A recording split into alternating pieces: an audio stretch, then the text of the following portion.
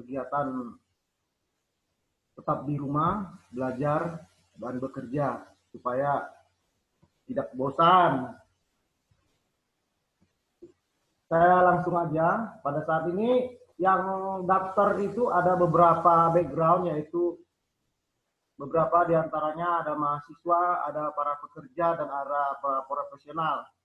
Jadi kita karena ini bervariasi para pesertanya, maka kita akan ambil dari yang umum dulu supaya kalau nanti langsung kepada materi yang berat tidak bisa diikuti. Kita masuk ke pengantar akuntansi. Bisa didengar ya suara saya ya? Bisa, Pak Anton. Oke, bagus. Baik, kita pelan-pelan dulu ya siklus akuntansi. Saya kutip dari ISO. Siklus akuntansi itu terbagi atas 3 penjabaran besar, yaitu pengidentifikasian kejadian ekonomi, terus pencatatan transaksi, dan komunikasi. Jadi ini mahasiswa saya pelan-pelan ini ya. Pengidentifikasian kejadian ekonomi maksudnya tidak semua kejadian ekonomi itu harus dimasukin dalam siklus akuntansi. Seperti contoh, misalnya Presiden Jokowi mengatakan inflasi terjadi kenaikan 10%. Memang itu kejadian ekonomi, tapi kejadian ekonomi yang tidak berhubungan dengan siklus akuntansi. Jadi Anda tidak perlu mengidentifikasian. Jadi kita harus paham mana yang betul-betul bisa mengidentifikasi kejadian yang harus masuk dari accounting concern, mana yang bukan. Sebagai contoh, ARD merekrut karyawan 100 orang pada minggu ini. Nah, itu bukan kejadian ekonomi, jadi tidak masuk dalam siklus akuntansi. Ciri-cirinya adalah apabila kejadian itu ada 2 ciri-cirinya. Kejadian itu yang kemungkinan akan ujung-ujungnya membuat kas masuk perusahaan atau kas keluar perusahaan, atau menambah aktiva perusahaan atau mengurangi aktiva perusahaan. Kejadian itulah yang disebut dengan kejadian ekonomi yang berhubungan dengan siklus akuntansi. Kejadian-kejadian di luar itu tidak ada berhubungan dengan pencatatan akuntansi. Kemudian pencatatan transaksi, setelah kita identifikasi, maka dicatat dia. Mana yang bukan disingkirkan, mana yang termasuk kejadian ekonomi dicatat. Yang melakukan bukan pencatatan seperti yang kita sampaikan, catatan agenda ya, dalam satu proses akuntansi recording. Kemudian komunikasi. Nah, di komunikasi ini nanti akan ada laporan keuangan. Saya terusin. Di sini ada lihat ya, proses aktivitas akuntansi. Proses pertama yang disebut ISO adalah identifikasi. Proses kedua adalah pencatatan. Di sini proses ketiga, komunikasi. Ya, proses pertama identifikasi kejadiannya, proses kedua pencatatan. Pencatatan itu ada jurnal, klasifikasi, dan peringkasan. Itu masih di dalam pencatatan semua. Proses ketiga adalah mengkomunikasikan apa yang sudah diidentifikasi, apa yang sudah diproses, dikomunikasikan dalam satu output, yaitu yang disebut dengan penyiapan laporan keuangan. Nah, kita akan lihat ya, di manakah proses pajak. Di situ ada tanda merah kedua dari KISO tadi. Jadi kita kembangkan apa yang disebutkan KISO, kita kembangkan ya dalam literatur kita, masukin 2 yang merah tadi, yaitu rekonsiliasi fiskal dan laporan pajak PPh badan. Jadi KISO nggak menyebutkan yang 2 merah ini. Proses akuntansi perpajakan ya. Jadi ISO sampai proses akuntansi kita kembangkan proses akuntansi perpajakan. Kemudian kita lihat ya, dalam 3 kegiatan proses tadi, ISO menyebutkan 3 proses besar tadi, aktivitas ya. Di sini nanti aktivitas ketiga membuat laporan SPT PPh badan. Mau saya bisa kelihatan ya kalau saya muter gini ya? Pak Sriyadi bisa lihat ya, mau saya? Bisa, Pak. Oke. Jadi dari aktivitas ketiga ini dilakukan setelah di dalam proses akuntansi. Kita cepat-cepat ya, ini pengantar ringan dulu. Ya, kemudian kita lihat di manakah proses. Ya, saya nggak akan terangkan ini belutu mahasiswa ya. Ini saya anggap sudah lulus ya. Trial balance adjustment ini. Kita lompat lagi ke di situ ada. Baiklah, dari ketiga proses ini, apa ada pertanyaan ya? Sebelum kita lompat ke di manakah proses siklus akuntansi itu di pajak itu dalam akuntansi di proses mana gitu. Sebelum kita lompat ke materi lain. Ada yang mau bertanya? Oke, saya mulai ya. Kita balik dulu ke halaman 47. Ini bukunya terlalu tebal, jadi saya harus. Oke. Apa yang terjadi kerugian perusahaan apabila dia tidak melakukan proses yang disebut KISO tadi? Ya, banyak perusahaan di lapangan itu dia mempunyai laporan keuangan, mempunyai neraca, rugi laba, ya, tapi dia tidak melalui proses akuntansi seperti yang disebutkan KISO, yaitu identifikasi, pencatatan, dan komunikasi. Di mana letak kerugian perusahaan tidak melakukan proses itu? Ya, di dalam proses yang ini tadi. Ada yang mau kasih pemikiran ya? Kita jangan seperti apa ya, di kelas ya, ini sharing. Sebelum nanti masuk materi dalam. Ada yang mau kasih pendapat ya? Lenovo ya, atau siapa aja, terserah. Apa kerugian perusahaan? Oke, kalau nggak ada saya teruskan. Maka apabila di dalam praktek sehari-hari banyak perusahaan memiliki laporan neraca dan rugi laba tapi tidak melakukan proses akuntansi, maka mereka tidak akan memiliki laporan-laporan akuntansi tersebut.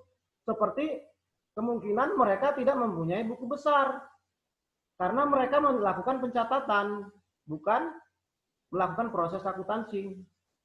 Ya, tidak mempunyai buku besar, terus bisa saja mereka tidak mempunyai buku pembantu dan tidak mempunyai laporan-laporan yang bisa dilakukan rekonsiliasi atau dalam proses sehari-hari tidak auditable dia. Auditable itu baik auditable secara auditor eksternal maupun auditor pajak. Makanya banyak perusahaan-perusahaan tidak siap dilakukan pemeriksaan oleh pajak maupun pemeriksaan oleh CPA, auditor eksternal, karena mereka tidak melakukan apa yang disebut dengan proses akuntansi. Jadi, banyak pimpinan perusahaan hanya mencatat, bukan pimpinan ya, staf perusahaan ada biaya dicatat, Excel dikumpuli, digabungi, nanti dibikin trial balance, sehingga dia tidak memiliki informasi yang tepat. Oke, kita masuk ke dalam jurnal-jurnal ya, berdasarkan ini kita tadi PPh Badan ya. Sebelum ke PPh Badan kita ke jurnal-jurnal dulu. Jurnal-jurnal perpajakan. Oke, saya lihat dulu contekannya.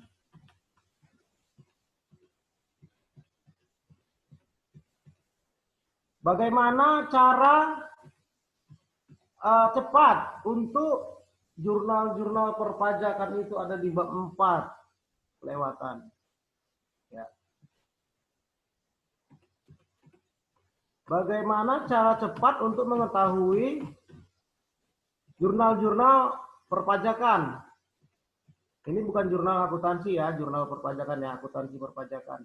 Seperti contoh, kita lihat di sini jurnal PPh 21, selalu biaya gaji itu debit, hutang gaji dan hutang PPh pasal 21. Sebagai contoh aja ini. Ada banyak jurnal-jurnal perpajakan ya. PPh 21, PPh 23, PPh 22, PPh 4 ayat 2, PPh pasal 15, PPh 29. Bagaimana logika yang cepat sehingga nanti kalau di kantor itu ditanya langsung cepat dapat gitu tanpa melihat contekan seperti saya ini, ya. Biaya gaji selalu debit, utang gaji selalu debit. Nah, kita perhatikan hutang PPh pasal 21. Bagaimana cara logikanya? Cara kerja praktis, cara logikanya, yaitu pertama Anda memahami dulu namanya nature of account, sifat daripada nature of account. Ya. Seperti kalau PPh pasal 21 itu kan selalu dia hutang ya, nggak pernah ya piutang PPh pasal 21 kecuali Anda melakukan restitusi, ya, hutang gaji. Kemudian Anda lihat pasal yang lain, ya, biaya gaji, hutang PPh pasal 21, kita lihat lagi di contohnya, misalnya Anda mendapat daftar gaji PT Ensiklopedia Indah. Di sini ada staf pajak, ada biaya gaji, ya. Maka sebagai staf perpajakan, otomatis di dalam pikiran Anda bahwa akan ada muncul utang PPh pasal 21. Kemudian kita lihat contoh lain.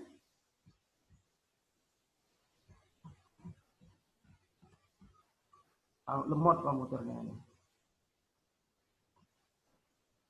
Nah.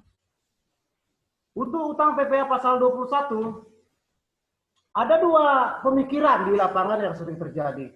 Apakah PPh pasal 21 itu digabungkan dengan biaya gaji atau bukan dengan biaya gaji?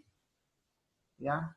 Karena ada di dalam rugi laba kita melihat ada akun-akun biaya pajak, ada biaya pajak PPh 21, sementara di perusahaan lain dia tidak ada akun hutang beban PPh pasal 21. Apa yang membuat dua perusahaan memiliki dua akun yang berbeda? Satu, ketika Anda mengaudit atau bekerja, kenapa ini ada beban PPh pasal 21 di dalam laporan rugi laba? Kenapa di tempat lain tidak ada beban PPh pasal 21? Ya, itu terjadi di lapangan. Nah, itu Anda harus lihat, apabila perusahaan menanggung biaya PPh pasal 21, maka dia melakukan accrual di mana beban gaji itu sudah termasuk PPh pasal 21. Tidak hanya PPh pasal 21 ya, pasal 23 juga. Apabila perusahaan itu menanggung PPh pasal 21. Apabila perusahaan tersebut menanggung tetapi tidak ingin membiayakan bagian daripada porsi gaji PPh pasal 21, maka sebaiknya dipisah. Ya, jadi saya masuk dulu ke Excel dulu ya. Nanti kita di praktek kita ini review dulu. Oke. Saya kira untuk pengantar akuntansi ya sama jurnal cukup dulu ya, kita masuk ke PPh Badan ya. Ada pertanyaan sehubungan dengan jurnal-jurnal akuntansi atau gimana ya? Ya, oke. Jadi inti klipnya, apabila PPh perusahaan menanggung bagian daripada PPh, maka ada dua treatment. Pertama, kalau perusahaan ingin membiayakan daripada porsi PPh pasal 21, sebaiknya akunnya itu masuk include di dalam gaji. Tetapi apabila perusahaan tidak ingin membiayakan PPh pasal 21, sebaiknya akun daripada, bukan hanya PPh 21 ya, PPh 23, PPh pasal 4 ayat 2, semua yang namanya PPh, apabila perusahaan tidak ingin membiayakannya, maka sebaiknya dibikin akun terpisah daripada akun pokok. Seperti contoh kita menyewa suatu gedung ya, kemudian kita tidak ingin bagian porsi daripada sewa gedung itu kita biayakan, maka kita bikin dua akun, yaitu sewa gedung satu akun, yang keduanya adalah beban PPh, sehingga sudah jelas PPh-nya akan dikoreksi.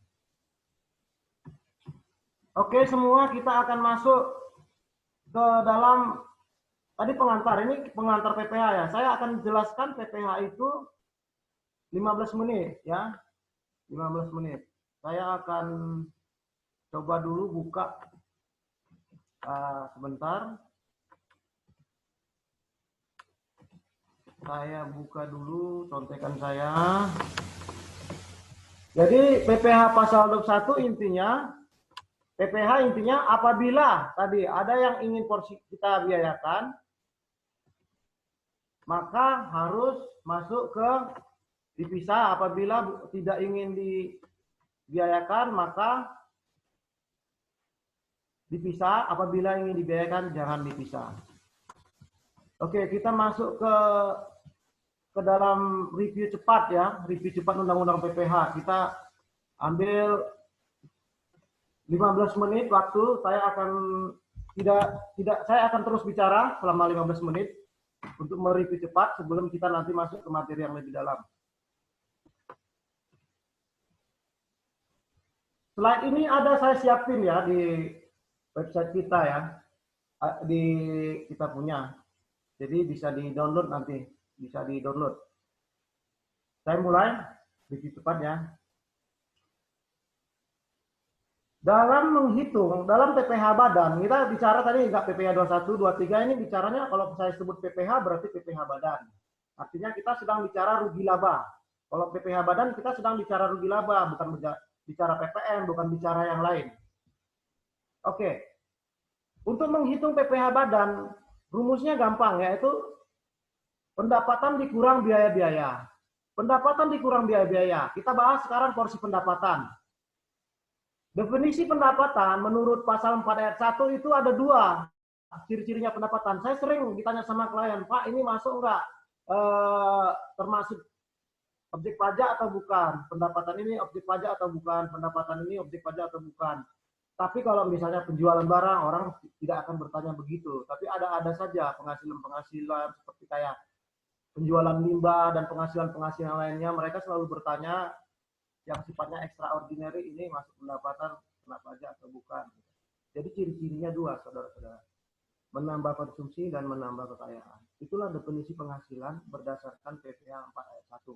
Kalau definisi akuntansi itu berbeda ya. Definisi akuntansi apabila sudah terjadi perpindahan risiko, misalnya kalau Anda menjual barang itu sudah dikirim ke lawan transaksi Anda, risiko sudah berpindah, maka Anda harus bisa katakan itu sebagai pendapatan. Dimulai diakuinya pendapatan.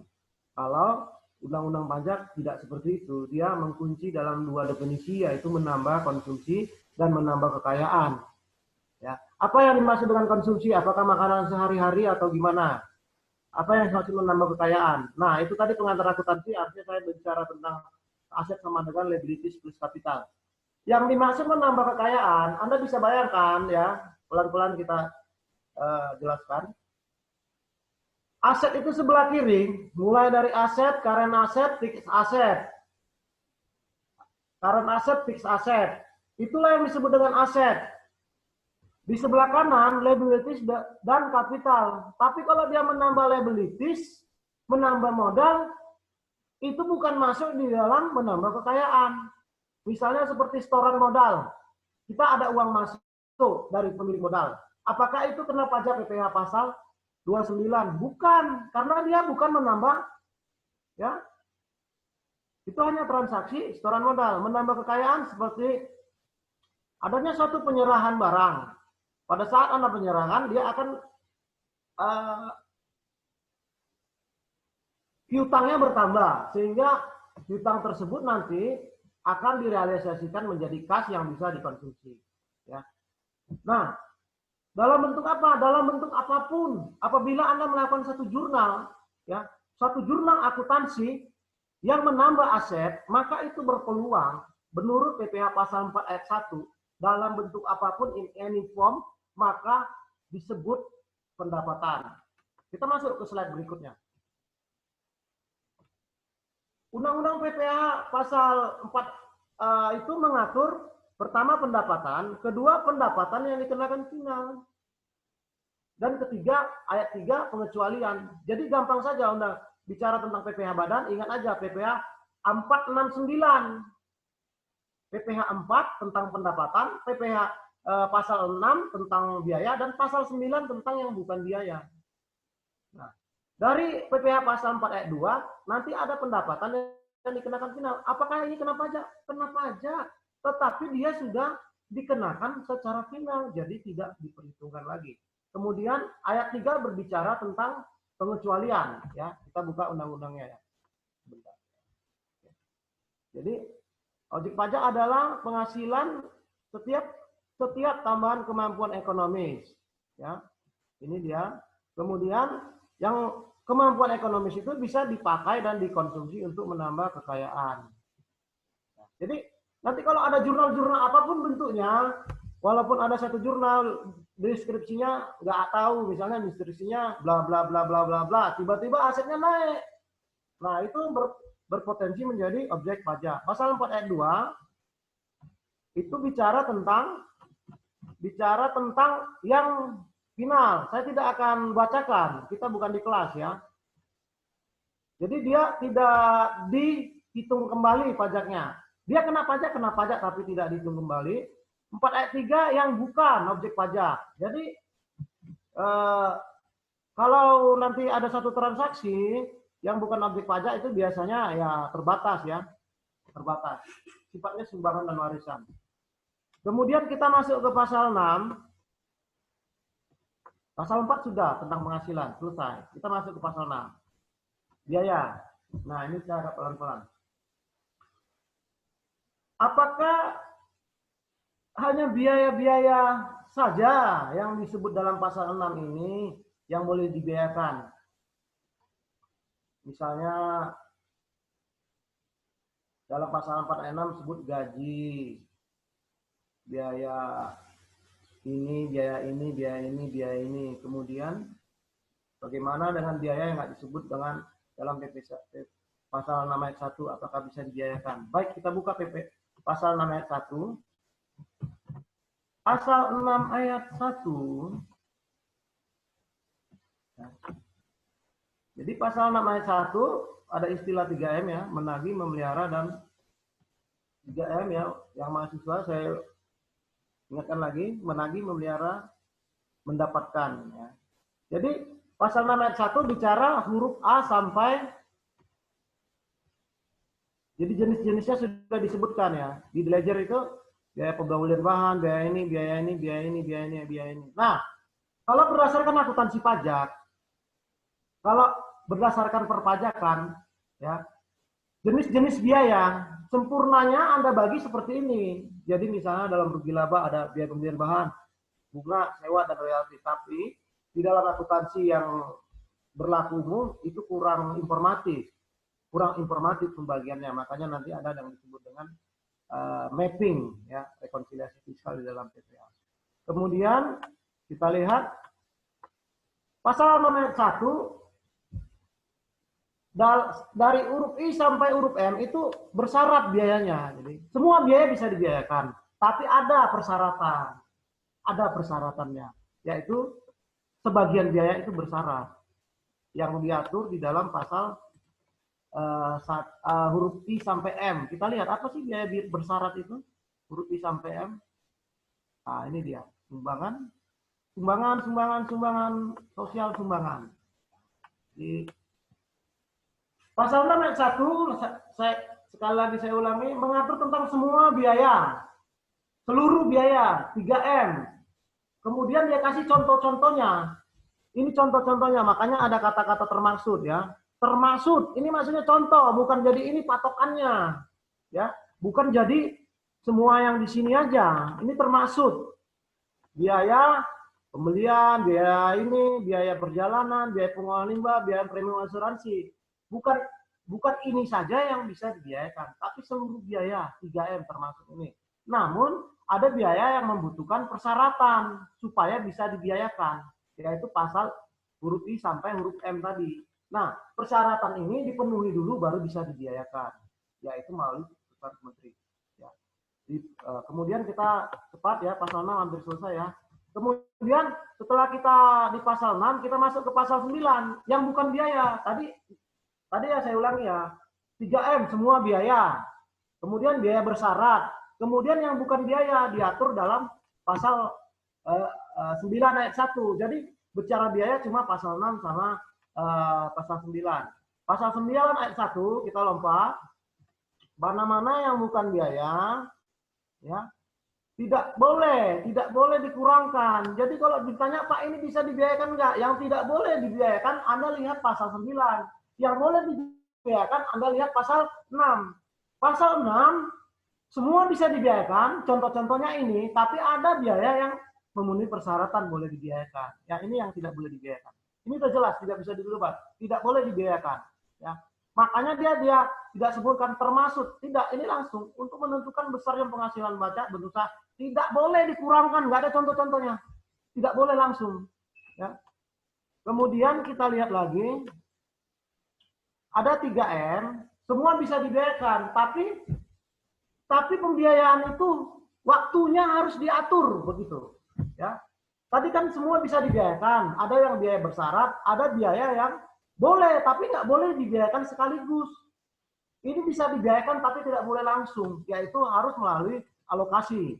Maka saya nanti kita tidak akan jelaskan apa itu alokasi berdasarkan teori kata akuntansi ya.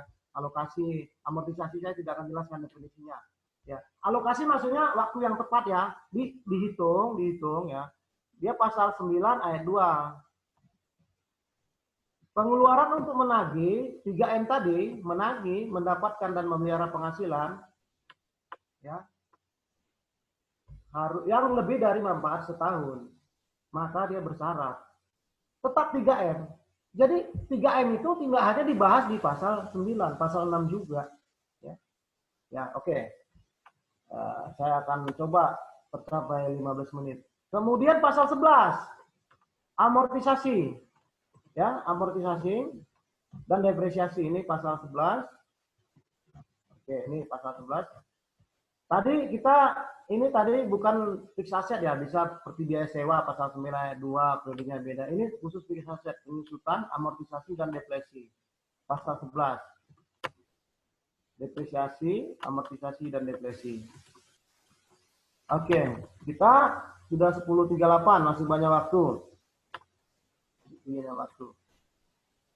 Penyusutan atas pengeluaran pembelian, pendirian, pabrik. Jadi ringkasnya tadi biaya semua boleh biaya, semua boleh biaya. Ya, yang pertama semua boleh biaya apapun, tapi ada biaya yang waktunya harus tepat. Itulah disebut dengan alokasi. Kedua, ada biaya semua boleh dibiayakan, tetapi memenuhi persyaratan. Jadi biaya apapun sepanjang berhubungan dengan usaha semua boleh. Kecuali ya, tadi ada pengecualiannya. Kecuali ini. Itulah undang-undang PPH badan tentang SPT PPH badan, yaitu pasal 4, pasal 6, pasal 9, dan pasal 11.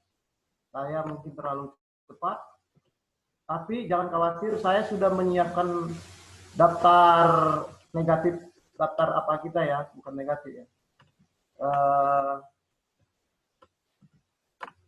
Saya sudah siapkan daftar objektif kita supaya pertanyaan bisa dirangsang ya. Khusus kita sekarang bisa bertanya apa saja yang ada di negatif list. Sebentar saya buka. Karena kalau nggak dikasih daftar-daftar pertanyaan nanti pembahasannya bisa lompat kemana-mana ya.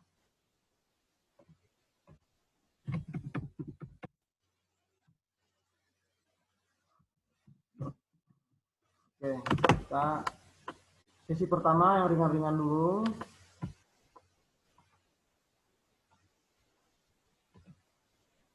Oke. Supaya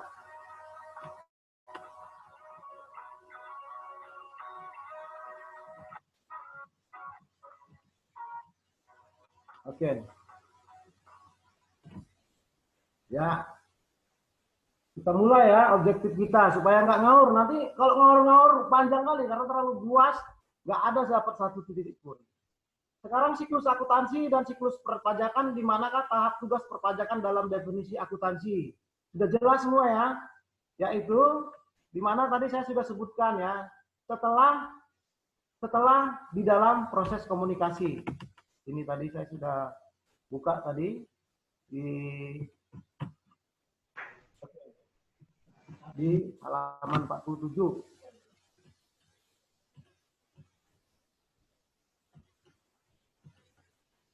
Ya, maaf ya. Ya, ini 47.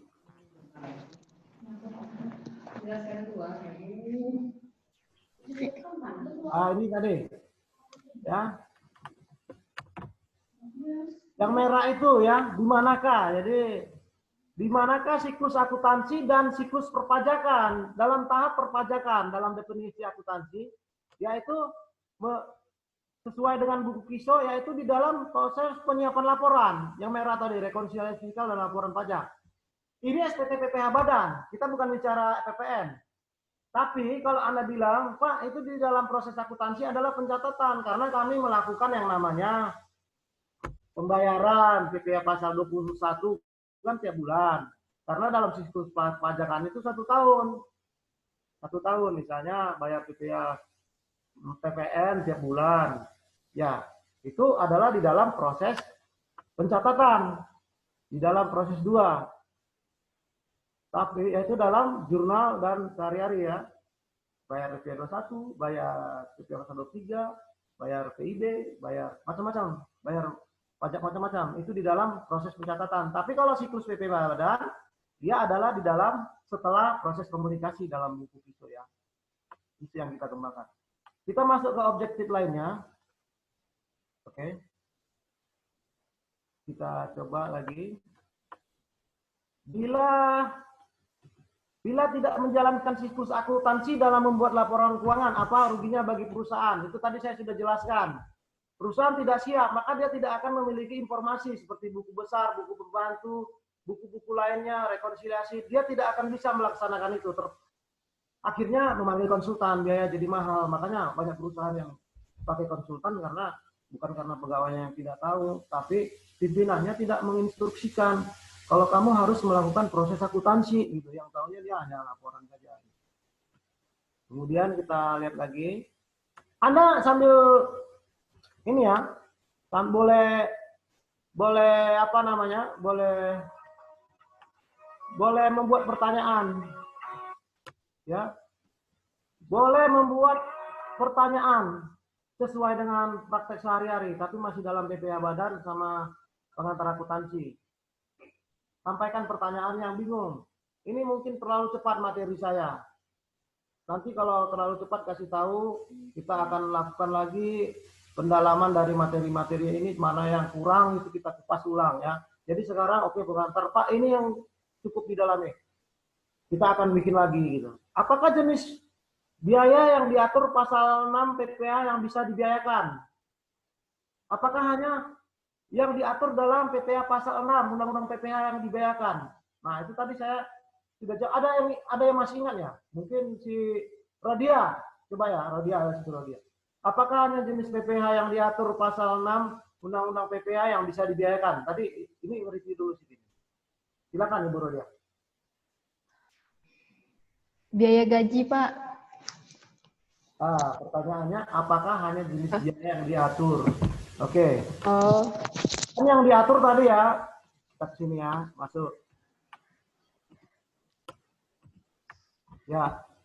Apakah hanya biaya? Ini pasal 6 ayat 1. Pasal 6 ayat 1. Pasal 6 ayat 1, dia menyebutkan biaya-biaya. Biaya pembelian bahan, biaya berkenaan, biaya bunga, sewa dan royalti, biaya perjalanan, biaya pengolahan, premi asuransi, biaya ini, biaya administrasi dan pajak kecuali pajak penghasilan dan semua ini jenis biaya. Nah, pertanyaannya sekarang dari objektif list kita udah jelas. Apakah kalau kamu punya biaya yang tidak ada hubungan dengan ini, ya ini harus ini terapan praktis ya. Mungkin kalau di kelas kuliah nggak akan ditanya, Pak saya punya bla biaya ini, tapi nggak diatur dalam PP Pasal 1. Itu bisa nggak dibiayakan secara perpajakan? Nah, gitu maksudnya pertanyaannya. Siapa yang ingin lagi ya? Mak, saya sebut nama aja ya. Mungkin si ini ada Bapak Hasinurat kali ya. Tadi setelah biar kita saling sharing dulu. Jadi yang lain bisa dengar. Mungkin Fitri Mauliani, ya gimana ya? Apakah hanya sembunyi ya? Ini belum biasa belajar online, jadi masih malu-malu ya. Ikuti lah. Mungkin ini ada Bapak Suherman ya. Apakah hanya jenis biaya yang diatur Undang-Undang PPA yang bisa dibiayakan tadi? Silakan Pak. Yang lain nggak ada ya? Yang lain ingin kasih saya bernapas dulu karena bicaranya bibir saya juga perlu berhenti. Ibu Devi? Oke. Jadi misalnya aja ya gini ya. PPA pasal perusahaan katakan ini ada biaya anak sekolah, anaknya direktur sekolah gitu. Itu bisa nggak dibiayakan? Ibu Devi, bisa nggak? Ada berapa orang yang diajukan? Pak Budiman kali ya? Misalnya, ini anak saya mau berangkat ini, uang kuliah ini, masuk nih. Gimana Pak Budiman, itu bisa dibiayakan nggak? Wah ini semua pengamat semua ya. Oke, masih malu-malu. Menurut saya nggak bisa, Pak. Itu siapa namanya? Kok berduka? Gebi. Selamat pagi, saya Gebi. Oke. Menurut saya sih nggak bisa karena di luar dari konsep menagih, mendapatkan, dan menghasilkan tersebut. Karena kalau biaya untuk direktur, anak direktur untuk bersekolah itu di luar konsep itu dari perusahaan. Karena keuangan perusahaan yang baik itu adalah memisahkan antara keuangan perusahaan dengan keuangan pribadi. Jadi tadi saya juga ada baca biaya yang berhubungan dengan kenikmatan pribadi pemegang saham maupun direktur itu adalah di luar biaya yang dapat dibiayakan untuk PPh badan tersebut. Oke, makasih ya. Kalau tidak, dan nanti saya bertanya yang lain lagi ya, bertanya yang lain lagi. Tapi ini dalam konsultan itu ya harus bisa cerdas gimana caranya biaya yang nggak bisa dibiayakan jadi dibiayakan. Begitu juga nanti pemeriksa pajak dia harus cerdas. Bagaimana biaya yang bisa jadi tidak bisa, kan begitu. Dia selalu perusahaan selalu berpikir begini, apapun biaya kalau bisa dibiayakan, begitu secara legal. Itulah konsep daripada perusahaan, pengusaha, karena dia ingin cari untung yang supaya pajak kecil. Orang pajak selalu, kalau bisa semua yang sudah dibiayakan pun, kalau bisa saya koreksi, begitu. Bagaimana cara dia cari undang-undang peraturan dan alasan untuk melakukan koreksi. Saya koreksi gimana caranya gitu. Jadi kita berlawanan cara majak pemikirannya. Nah, tadi saya pancing biaya sekolah ya. Ciri-ciri biaya yang tidak bisa dibiayakan adalah berkebutuhan dengan biaya pribadi tadi. Kalau udah bicara biaya pribadi. Tapi ingat, ada tapinya. Undang-undang pajak ini yang ada tapinya. Ada jenis-jenis walaupun berdasarkan namanya seperti biaya beasiswa begitu. Beasiswa. Ketepatan direkturnya kasih beasiswa buat anaknya. Misalnya ada 3-4 karyawan begitu. Dan beasiswa tidak hanya kepada karyawan saja, tapi kepada orang yang kerja di luar perusahaan. Dia keluarkan beasiswa segelondongan. Namanya ini. Nah, saya tidak ingin mengatakan mengajari anak seperti itu, apa itu bisa atau tidak bisa. Saya hanya bilang dia menjadi naik kelas gitu loh. Dia menjadi lebih matang. Dari bayi menjadi anak, begitu juga. Tadi biayanya yang tidak bisa, dia menjadi naik kelas lagi. Kemungkinan jadi bisa menjadi gray area gitu. Masalah nanti bisa tidak bisanya tetap pengadilan pajak yang akan menentukan, juri atau hakim. Artinya dia naik kelas biayanya. Jadi dari biaya pribadi menjadi biaya beasiswa, begitu. naik kelas dia. Nah, di dalam praktek di lapangan tidak ada pelarangan untuk memberi beasiswa kepada anggota keluarga. Tapi modusnya dilihat, kalau memang misalnya Anda memberikan beasiswa 100 juta, terus yang 100 juta itu semua anak Anda 10 orang. 10 juta kali 10, anak Anda 10 kasih beasiswa 10 juta jadi 100 juta. Ah, itu kan udah nampak modusnya, itu kan jelas dia berusaha untuk Oke, kita lanjutkan. Bila akuntansi berbeda dengan peraturan pajak, manakah yang dipakai? Mungkin ada Sarah Panjaitan ya. Tadi kita sudah sebutkan ya, jenis biaya-biaya. Jenis biaya-biaya kita sudah sebutkan, udah mau jam 11 ya. Kita punya objektif. Harusnya Anda yang bertanya ya. Bila akuntansi berbeda dengan peraturan pajak, manakah yang dipakai? Tebak-tebakan aja. Oke, Ibu Sarah Panjaitan, coba. Kita apa dong? Sharing dong, sharing.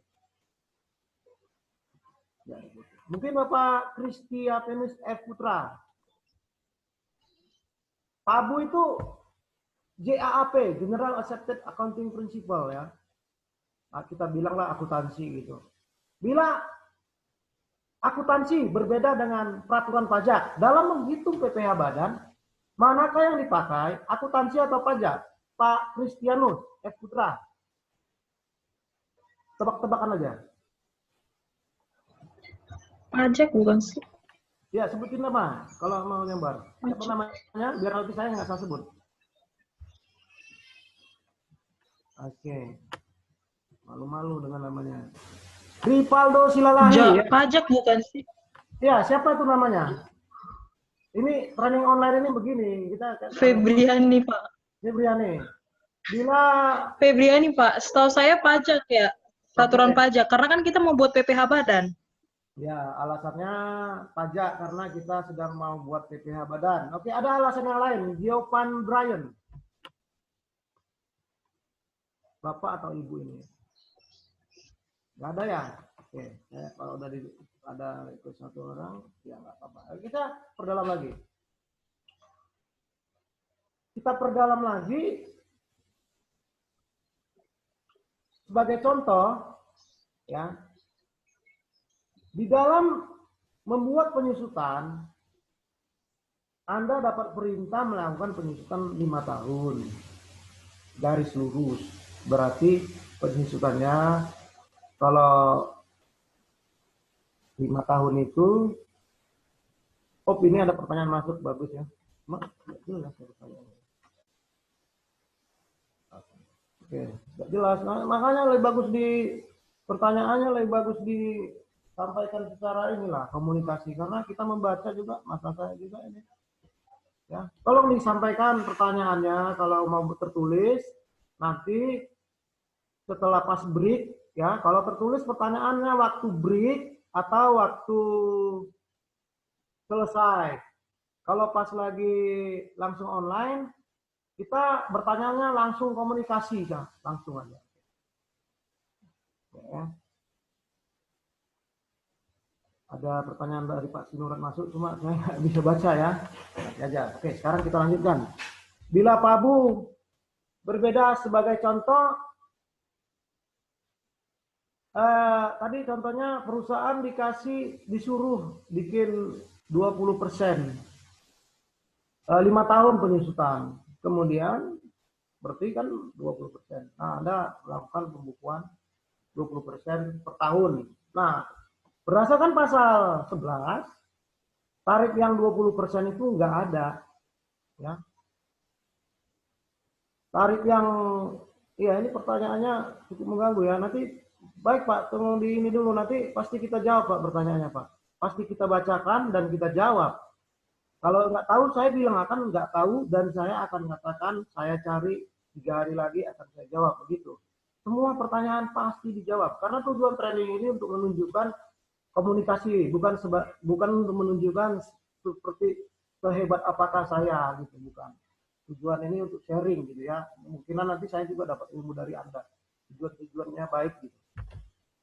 Saya juga mengharapkan ilmu dari Anda. Jadi tetap semua pertanyaan akan dibaca dan kita akan coba jawab dengan kapasitas saya sebagai konsultan dan auditor dan pengacara pajak.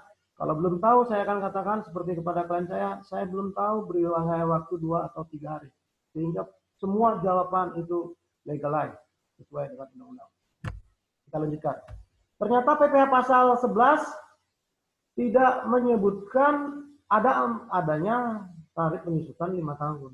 Maka dengan demikian yang dipakai adalah peraturan perpajakan. Begitu. Nah, bagaimana kami sudah melakukan penyusutan akuntansi, ini sia-sia dong, gitu ya. Maka perbedaan tadi bukan langsung kita abaikan, penyusutan akuntansi tadi bukan kita langsung abaikan di dalam sistem akuntansi perpajakan, dilakukan melalui deferred, ditangguhkan, deferred tax asset, DTA. Nanti sesi kedua ya. Sesi kedua, perbedaan antara akuntansi. Nah, itu tadi saya ini masih mancing ini ya. Itulah diselesaikan melalui metode deferred tax asset atau deferred tax liability. Yang perbedaan-perbedaan tadi. Karena nanti perbedaan ada 2 jenis. Perbedaan waktu atau temporal difference. Dan perbedaan tepat. Tetap ya, hurufnya sama-sama. Kalau tinggal salah sebut aja. Perbedaan tetap atau permanent difference. Perbedaan yang tetap, perbedaan yang permanent difference itu tidak dilakukan satu mekanisme pekerjaan lain, hanya langsung dibuang saja. Oke. Jadi kita lanjut ya. Kalau ada pertanyaan silakan ya, tapi langsung bicara. Langsung bicara. Oke. Kita masuk ke objektif lainnya. Bagaimana cara mudah mengerti jurnal-jurnal perpajakan? Oke, waktu masih ada. Bagaimana cara mengerti jurnal-jurnal biar cepat ngerti? Tadi saya sebutkan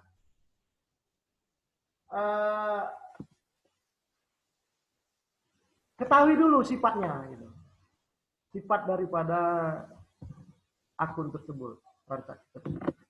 Yang namanya pajak pasti selalu hutang, kecuali uang muka pajak, begitu ya. Semua pajak selalu utang kecuali uang muka pajak.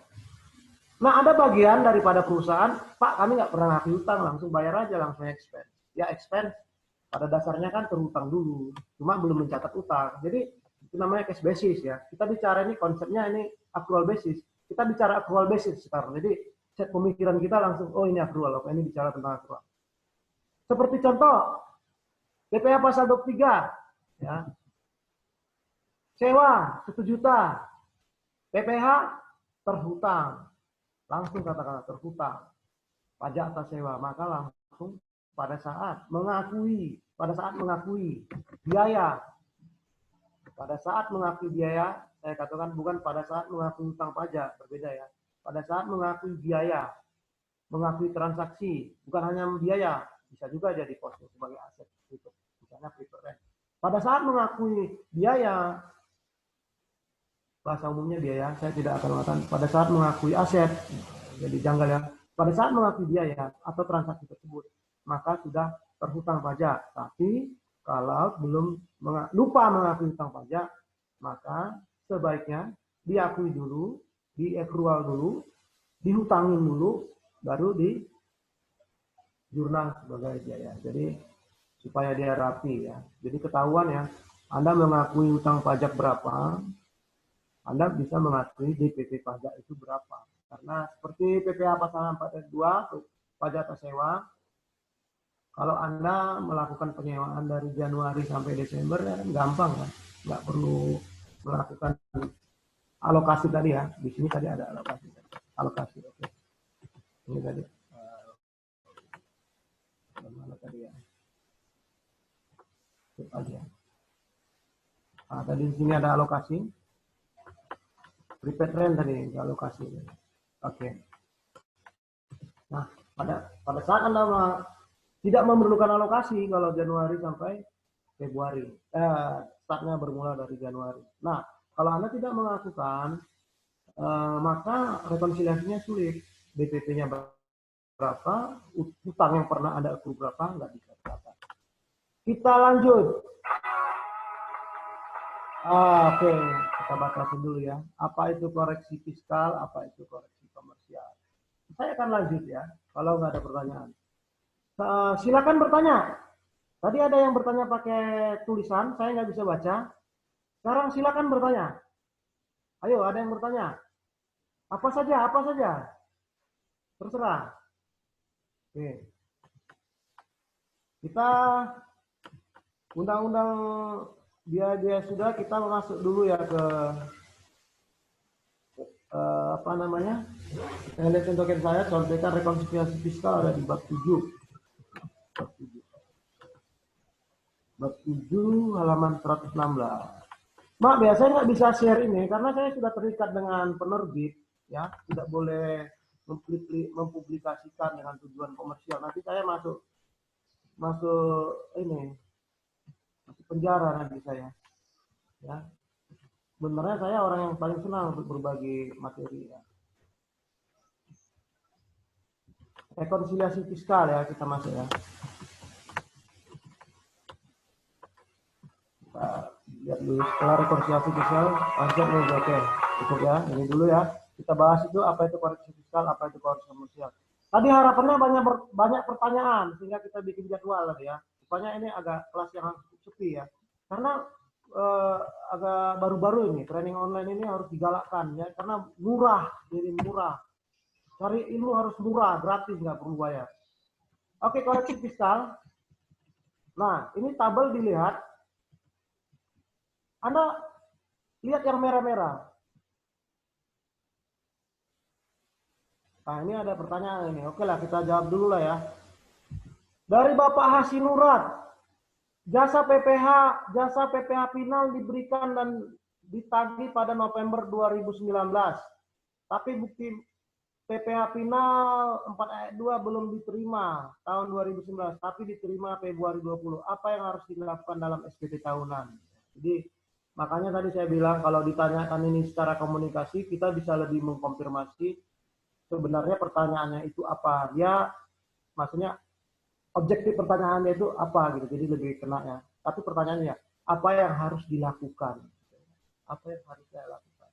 Yang pasti ya jawabannya kalau ditanya apa yang harus dilaporkan, kalau ditanya pilihan hanya dua jawabannya, dilaporkan atau tidak dilaporkan. Jadi kan begitu. Karena pertanyaannya luas sekali. Oke, tapi kita coba menebak-nebak apa yang masuk pertanyaan ini.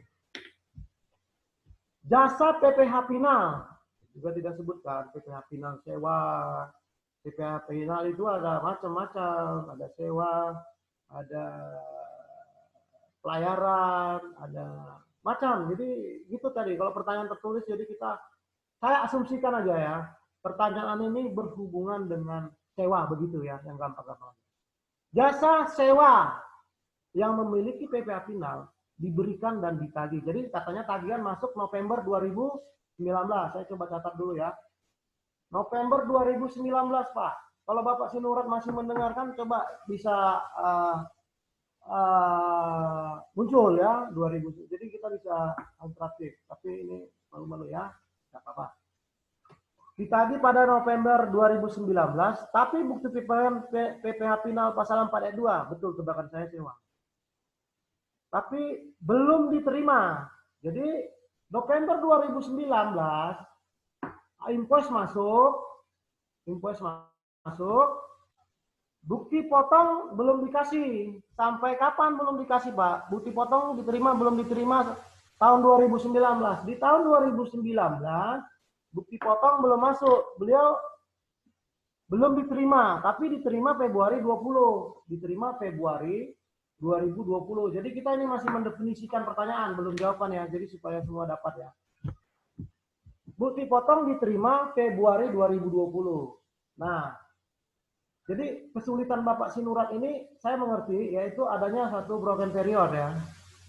Broken period itu adalah waktunya nggak tepat gitu. Timingnya untuk pelaporan PPH badan itu nggak tepat.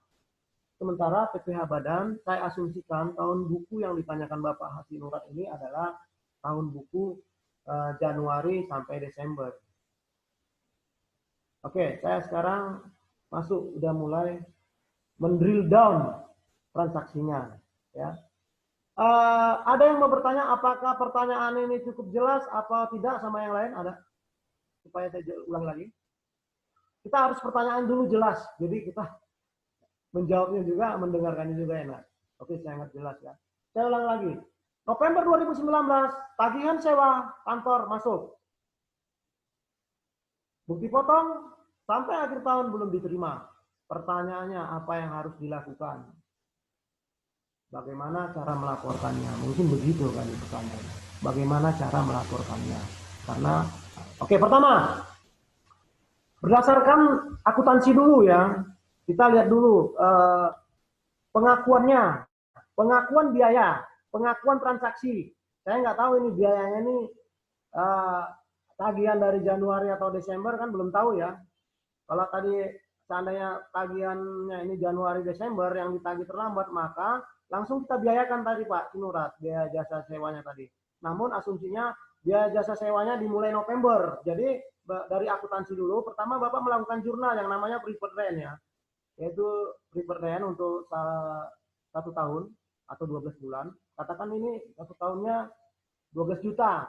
Ya, jadi preferred rent di debit 12 juta, kreditnya yaitu hutang Pak, karena belum bayar ya. Hutang, itu dari akuntansi dulu. Loh, mana pajaknya Pak? Nah, nanti dulu, akuntansi dulu.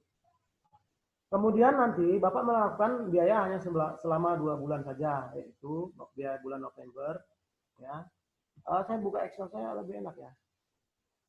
Udah, saya buka aja Excel-nya. Lebih gampang.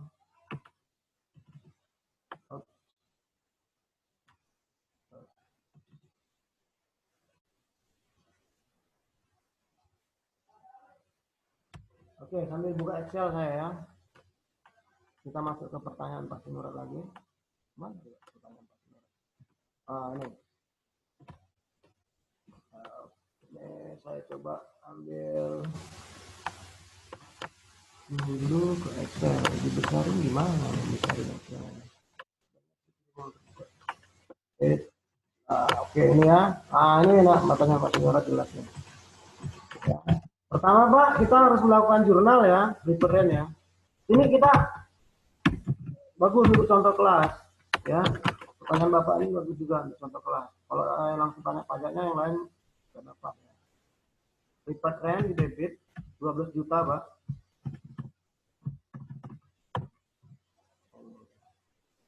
Ini namanya transaksi entry-nya entry to accrue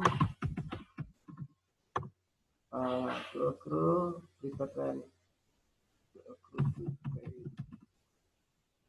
Jadi ini dia ya.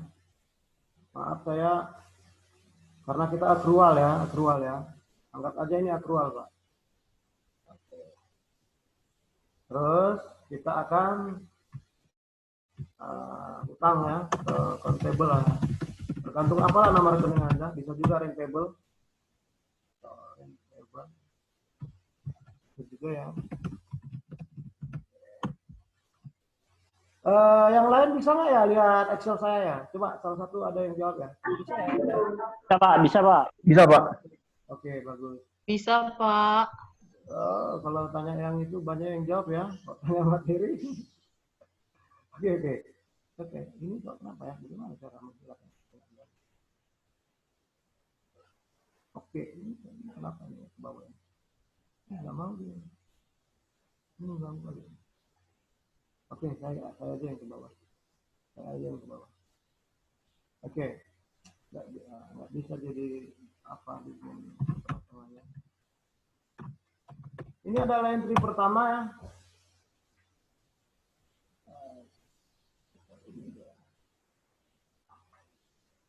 Ini kecilkannya gimana ya?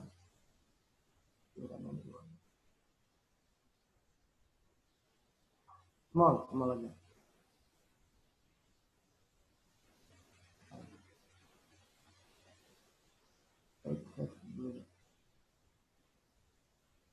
Maaf, saya banyak ketik-ketik. Bisa lihat ya? Halo? Bisa Pak. Oke.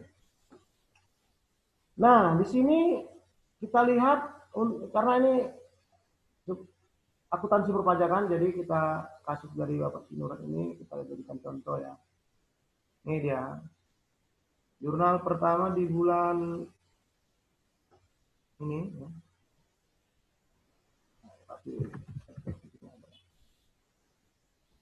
Ini Anda harus mencatat, ini dicatat di bulan November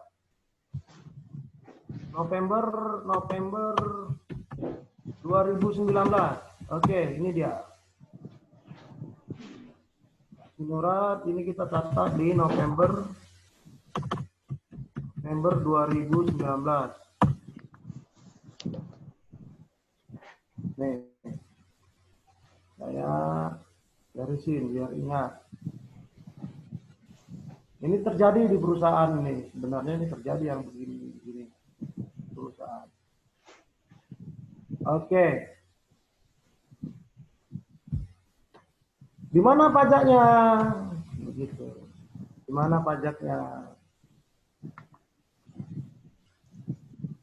Kalau kita melakukan 2 kali jurnal, biasanya kalau software itu dia sekali jurnal ya. Tapi ini kita belajar akuntansinya dulu, kita pura-puranya itu 2 kali jurnal. Nah, tadi saya bilang pajak itu selalu hutang. Pajak, kasih contoh kan. Hutang pajak. Withholding tax payable. Oke, atau hutang pajak gitu ya.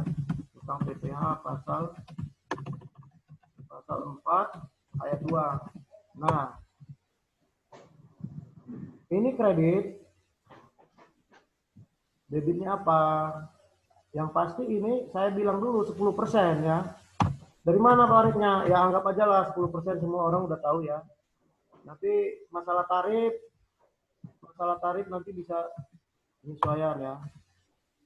Anggap dulu 10%, tapi memang 10% kalau ya, misalnya nanti maksud saya pajak yang dimaksud bukan PPh pasal 4 ayat 2, mungkin PPh lain sehingga tarifnya bisa 1,5% bisa macam-macam. Withholding tax payable, hutang PP pasal 4 ayat 2 begini. Tapi ini belum, nanti jangan langsung ditelan-telan ya. Ini saya asumsikan pajak itu ditanggung oleh penyewa begitu. Ini adalah tadi dia ininya beban ya. Beban atau tax expense.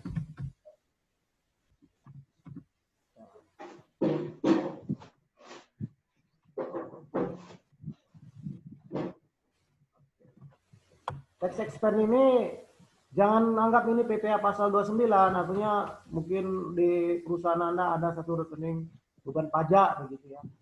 Ini penambernya kita nggak usah sebut dulu. Jadi ini jurnal ini ya, ini jurnal ini to record ya, to record expense of rental rental. Nah, ini jurnal ini adalah untuk mencatat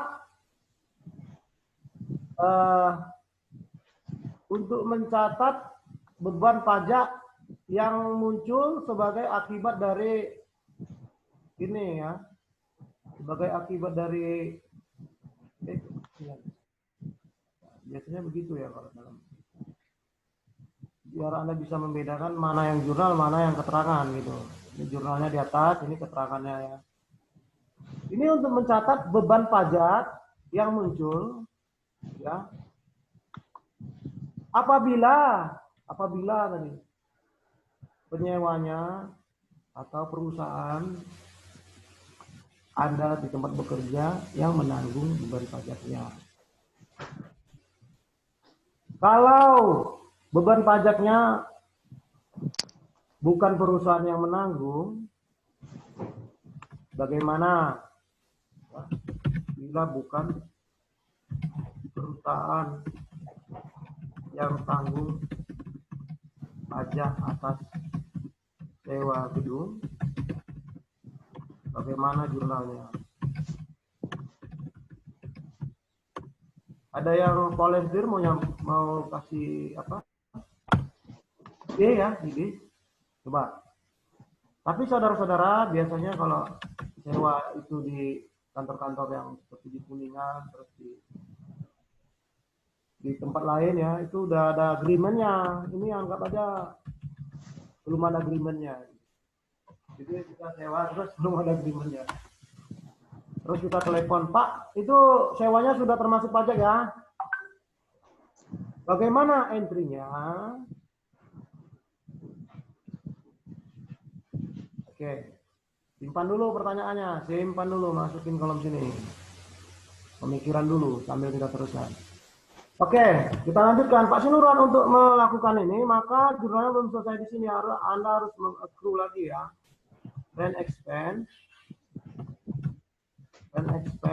ya, semua dari mahasiswa dan yang lain-lain kita harus mengakui rent expense di debit ya, sebanyak bagi 12 dulu kali 2 bulan 2 juta. Anda lakukan 2 juta kalau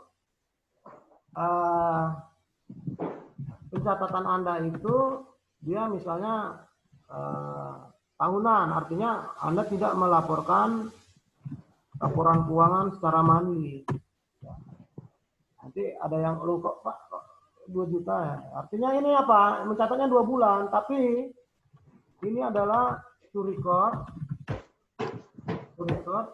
rent expense during the year ya. Itu. Jadi selama 1 tahun itu, selama setahun. Tapi kalau perusahaan Anda misalnya dia melakukan pelaporan bulanan, ya,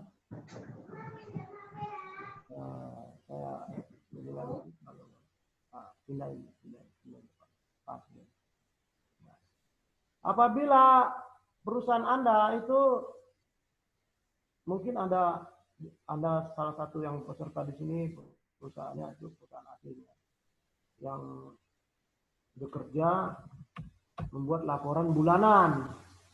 Maka kalau membuat laporan bulanan jurnalnya bukan begini ya. Maka jurnalnya harus 1 juta 1 juta. Ini begini dia.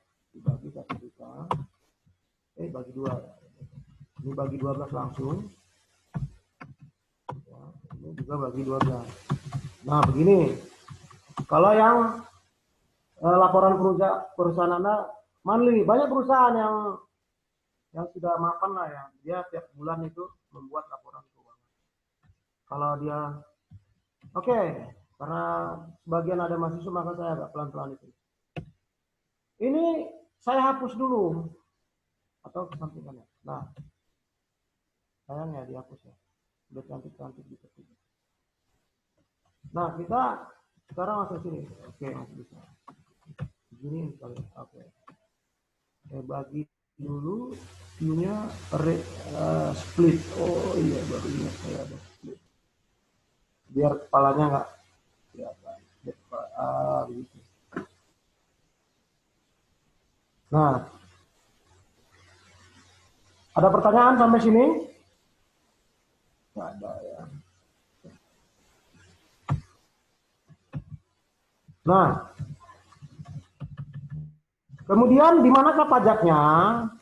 Kalau misalnya perusahaan yang menanggung, maka kalau perusahaan yang menanggung, ya ingat ini final ya, maka jurnal Anda untuk pajak itu, ya, kalau bebannya yang tanggung adalah si pihak penyewa, maka Anda akan mendapat bukti potong seperti yang dibilang tetap membukti potong ya.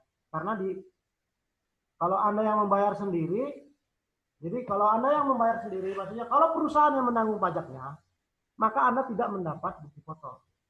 Itu tadi, biar dapat dulu ya kondisi.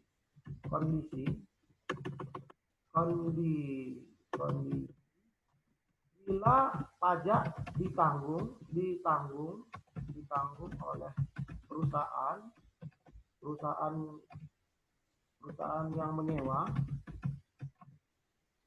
maka tidak dapat tidak akan terima bukti potong. Nah,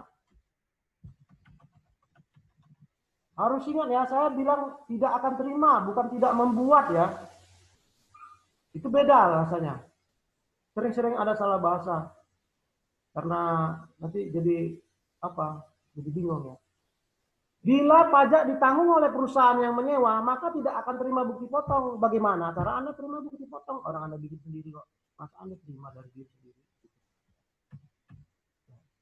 Kemudian saya ketik, bila PPh 4 ayat 2 ditanggung oleh pemilik gedung, maka akan terima bukti potong. Begitu. Bila PPh 4 ayat 2 ditanggung oleh pemilik gedung, maka akan diterima bukti potong. Kenapa? Karena yang membuat bukti potong adalah pihak penanggung gedung. Kita kembali ke pertanyaan Pak Sinurat. Belum terima, kita bisa menebak ini. Ya, ada pertanyaan masuk dari Albenawa, bila sewa kantornya dibayar on cash, gimana jurnal Pak? Sabar ya Pak ya, bagus ya pertanyaannya. Dia mengharapkan bukti potong ini, Pak Sinurat ini mengharapkan bukti potong dia, karena katanya belum terima, berarti dia mengharapkan. Dengan demikian, pada saat Pak Sinurat terima atau tidak terima bukti potong, maka dia masuk kepada objek PPh pasal mana ya maksudnya 4 ayat 2 final ya. Maka Pak Sinurat tetap mengakui biaya tersebut, ya Pak ya. Seperti ini tadi. Tidak usah membayar pajaknya.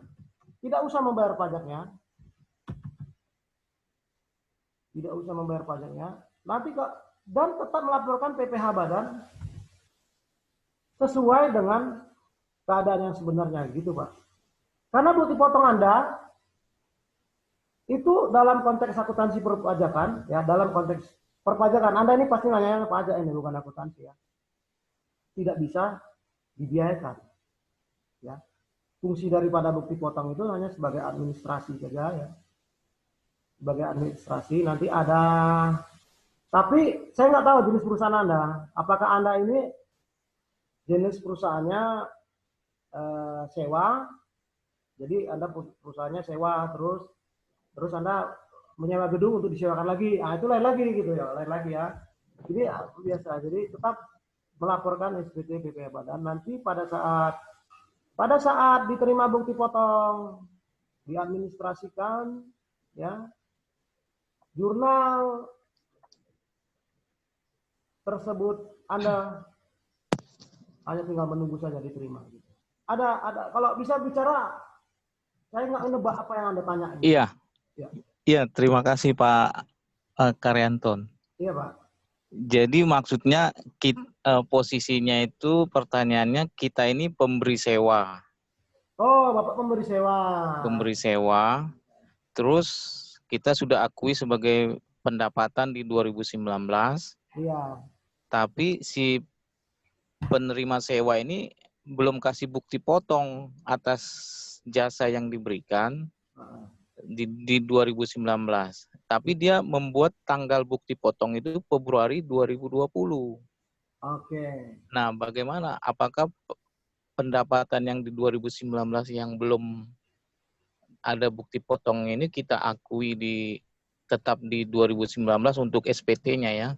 Oke. Di laporan ini. Karena kan terutang pajak final itu kan 10% betul.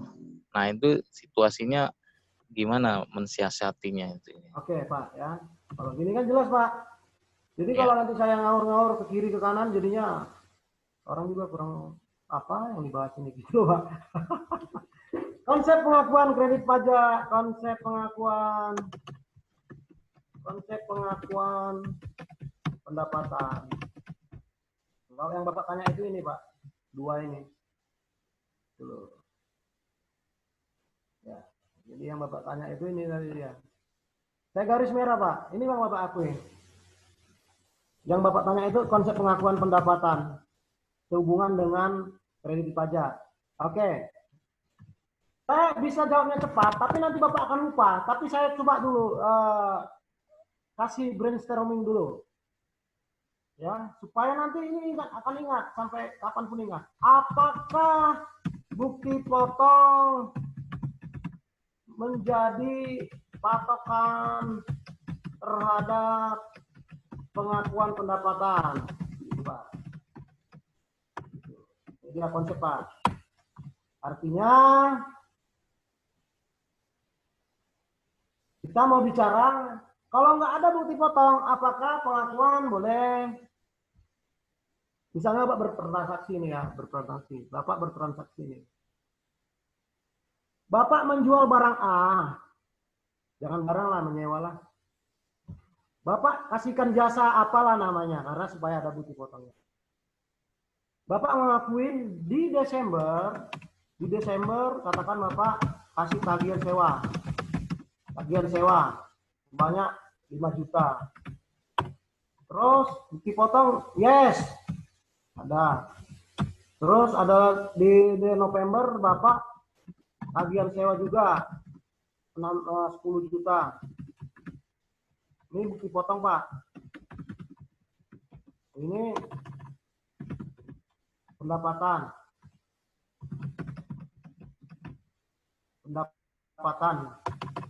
Oke.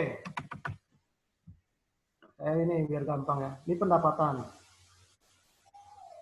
Yang di sebelah kiri kuning adalah pendapatan, yang di sebelah kanan adalah bukti potong. Tagihan November 2010 bukti potong 0. Tagihan Oktober kita bikin 3 Pak biar lebih dramatis. Tagihan jasa sewa 20 juta. Bukti potong 0. Kita bikin angkanya Pak ya. Kita bikin angkanya biar real Pak.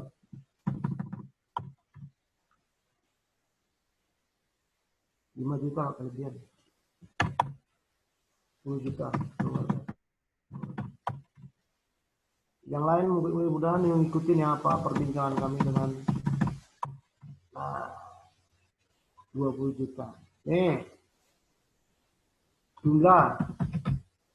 Pak Sinurat ini bertanya. Ya, bertanya ya. Bertanya dengan kaitannya apa dalam pajak ya, pajak dulu. Akuntansi.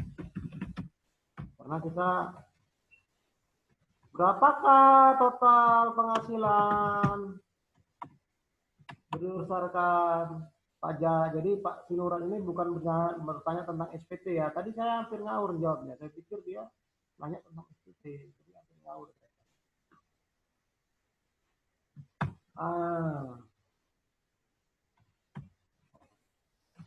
Kamera ini ya, supaya jelas ya. Ini tagihan. Total tagihan 35 juta.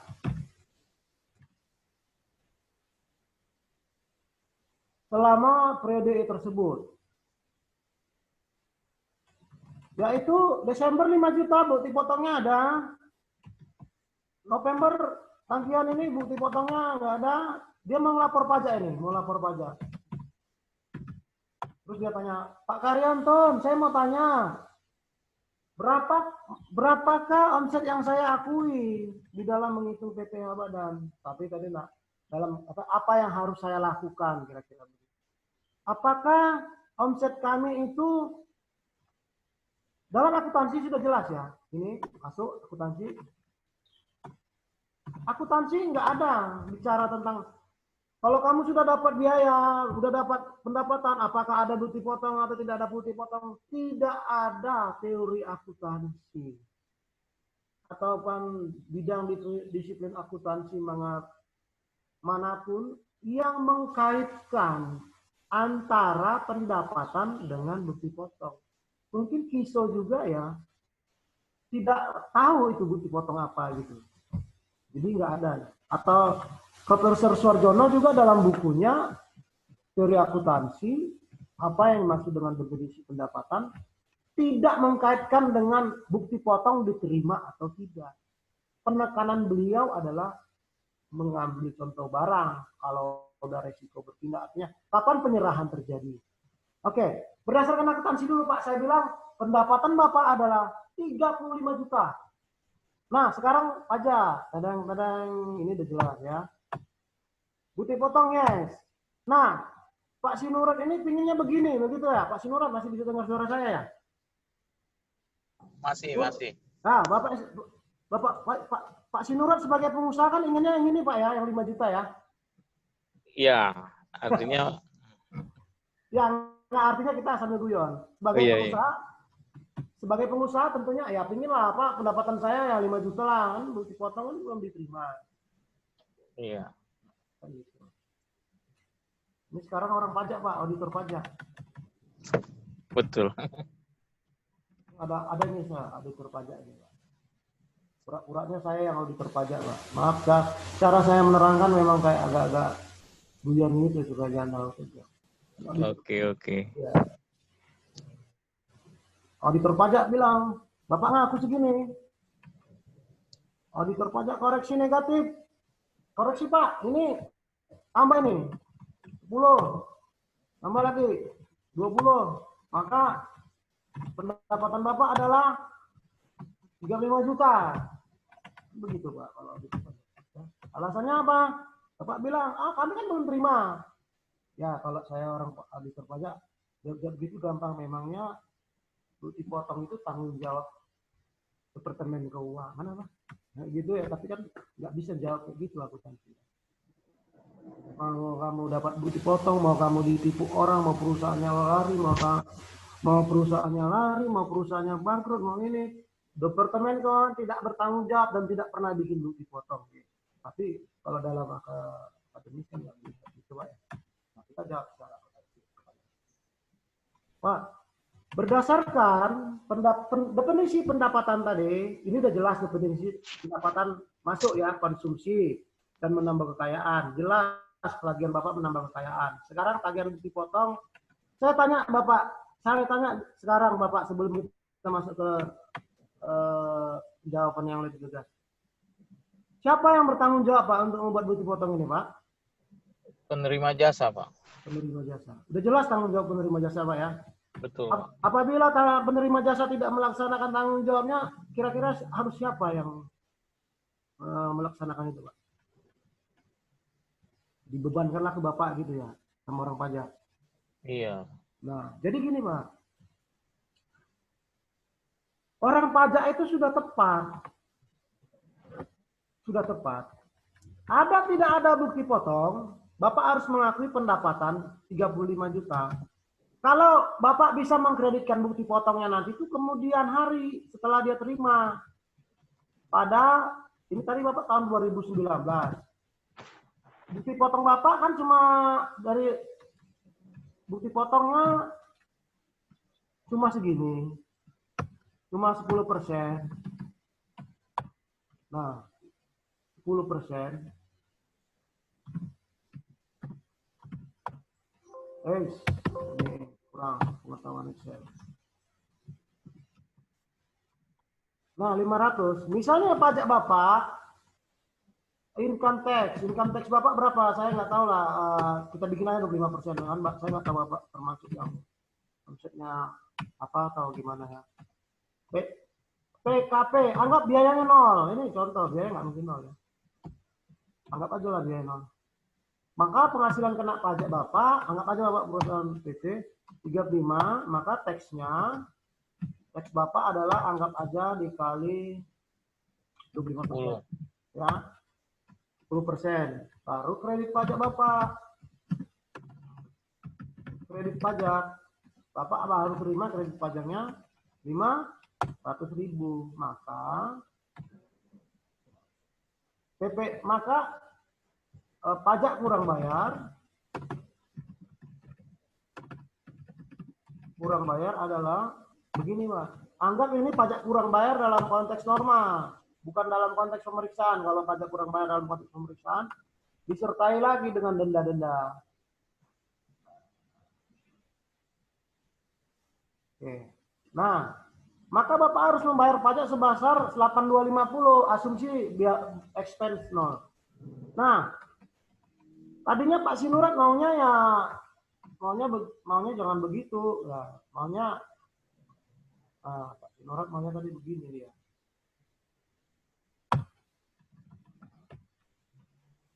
Maunya Pak Sinurat PKP-nya sama, tax-nya sama, kredit pajaknya ya ini 3.500.000. Maka pajak berhutang adalah ini.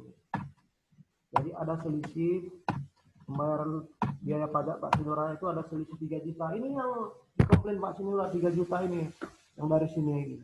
Nah, kalau gitu kami rugi, enggak rugi Pak. Ini masalah cash flow. Inilah yang disebut dengan timing difference Pak. Inilah yang disebut dengan timing difference.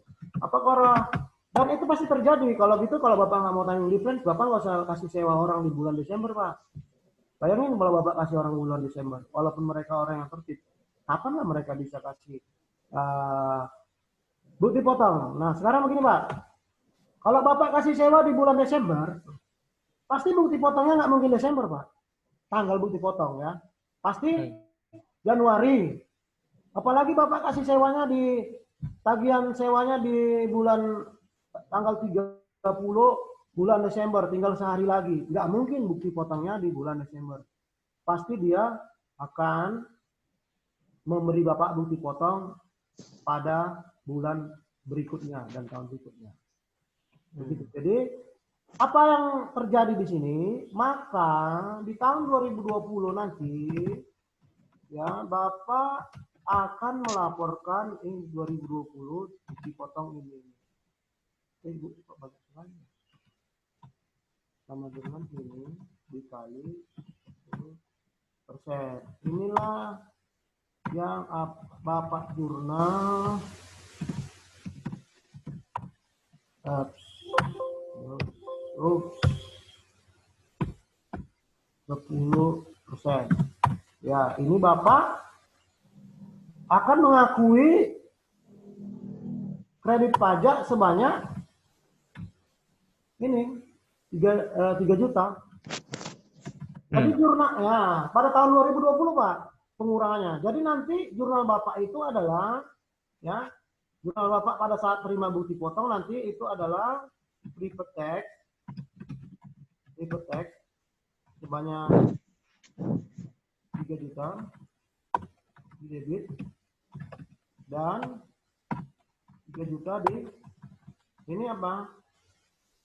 Ini account receivable ya, hutangnya, account receivable. Jadi hutang Bapak itu berkurang, ya, di tahun 2020. Jadi nggak ada yang rugi Pak, hanya cuma masalah cash flow. Apa yang diperlakukan orang pajak itu sudah tepat ya Pak ya. Jadi inti dari pertanyaan Bapak, bahwa bukti potong tidak menentukan kapan suatu transaksi harus diakui atau tidak diakui. Begitu Pak, tegasnya begitu. Baik dari sisi akuntansi. Ada yang lain, kita udah jam 11.40, oke. 20 menit lagi. Ini ada pertanyaan dari Pak Albert Naibaho. Ada yang bertanya lagi?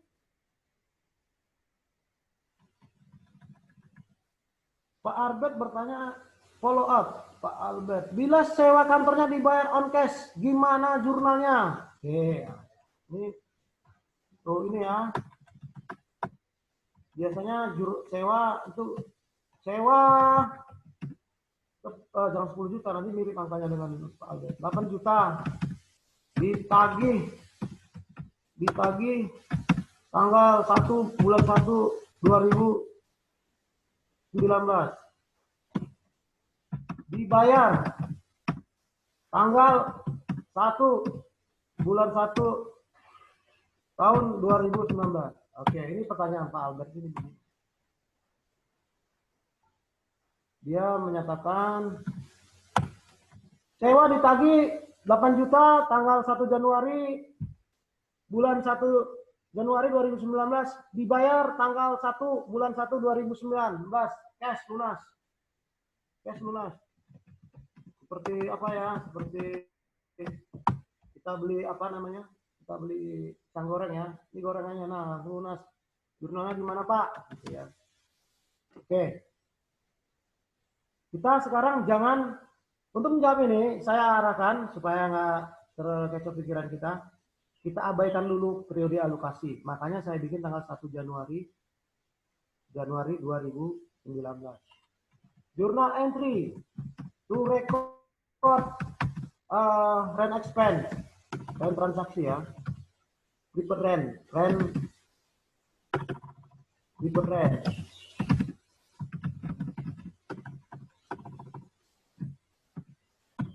Okay. Jurnal transaksi to record prepaid rent.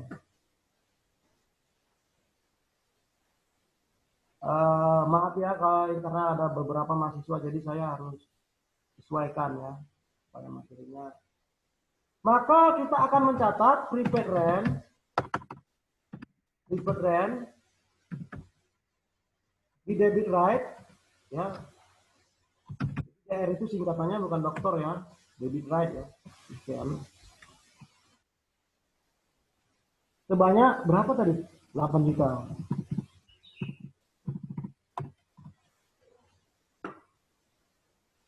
Kemudian kita akan mencatat lawan transaksinya adalah cash.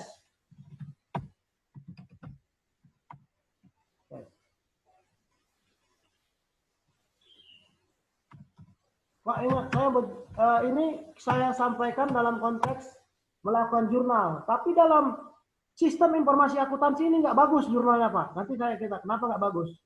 Sistem akuntansi informasi maksudnya berhubungan dengan software Pak gitu. Ini nggak bagus jurnalnya. Tapi kalau akuntansinya begini. Nah lagi-lagi saya tanya tadi ya penjelasannya ya. Kita harus makanya enak kalau bicara bertanya. Bapak sebagai penyewa atau sebagai yang menyewa lagi, ini saya asumsikan aja Bapak ini orang yang menyewa, yang punya kantor. Jadi prepaid rent, langsung cash. Sekarang yang Bapak tanya, on cash, gimana jurnalnya Pak?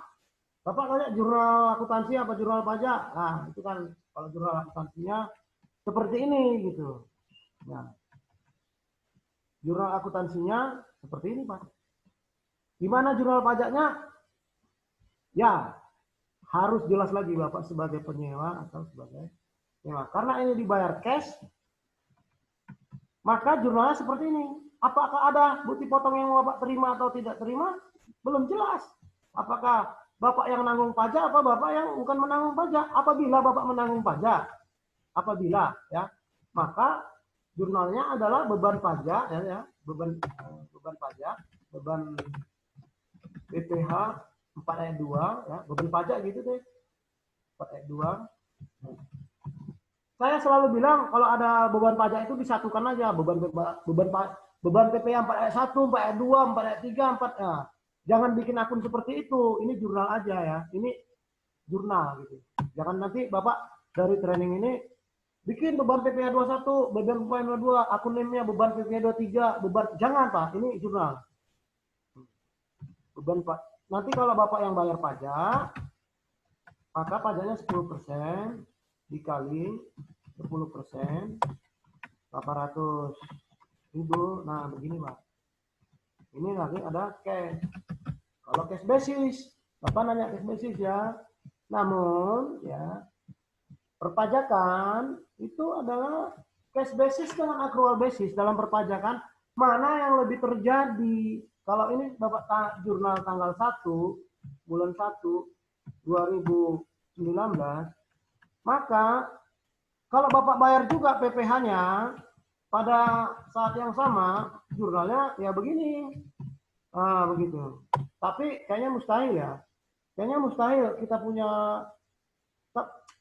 langsung ya bayar sewanya, hari yang sama bayar juga pajaknya, kayaknya mustahil. Maka karena mustahil seperti yang saya bilang tadi, maka ini namanya withholding tax payable gitu loh Pak. Karena itu cash basis. Walaupun cash basis, ya, walaupun Bapak cash basis, namun tetap juga dilakukan accrual basis untuk melihat apanya itu pajak yang akan Bapak bayar nanti. Supaya informasi laporan keuangan itu tepat. Nah, pada saat biasanya Bapak bayar itu tanggal berapa ya? 15 mungkin atau 10 lah. Saya anggaplah Bapak bayar tanggal 10 lah. 02 bulan berikutnya 2019. Maka Bapak akan menjurnal balik EHT tax payable 4 ayat 2 sebanyak debit 800.000, maka kreditnya juga 800.000, yaitu cash. Oke, ini dia. Inilah jurnal yang ditanyakan oleh Pak Albert tadi. Dengan asumsi bahwa pajak perusahaan yang menanggung adalah perusahaan yang membayar. Karena dia sebenarnya tidak tanya ya, Pak Albert nggak nanya yang ini, dia nggak nanya. Ini hanya karang-karangan saya aja. Anggapnya dia nanya ini gitu. Guys. Ya, begitu ya. Karang-karangan saya aja nih, pinter-pinteran saya. Pak Albert nanya ini gitu. Oke. Nah, sekarang apa yang tadi kan saya sampaikan ini jelek ini secara sistem. Siapa tahu di antara Anda itu adalah kerjanya juga menggunakan sistem. Ya, sistem komputer maksud saya. Karena untuk ini ya kita belajar sedikit lah terapannya. Kalau yang Anda lakukan seperti ini dalam sistem akuntansi, apalah ini, apakah jenis sistem apapun yang Anda lakukan, maka Anda ini bisa juga pakai cash modul ya, cash modul langsung ya, tanpa via utang, gitu. Tanpa via payable atau tanpa via purchase. Jadi ini dia, melalui ini ya. Bahayanya di sistem itu begitu. Banyak kan orang yang bikin sistemnya nggak ngerti akuntansi. Jadi pada saat nanti Anda melakukan jurnal pada ini, ya karena programmernya nggak ngerti ini akuntansi, ya dia ya udah bayar aja begitu. Padahal ya informasi itu nanti untuk diapain jadi bingung. Kenapa saya katakan? Metodenya itu pertama transaksi terjadi. Terus pengakuan transaksi, terus pembayaran. Kan begini selalu, transaksi terjadi, pengakuan dulu.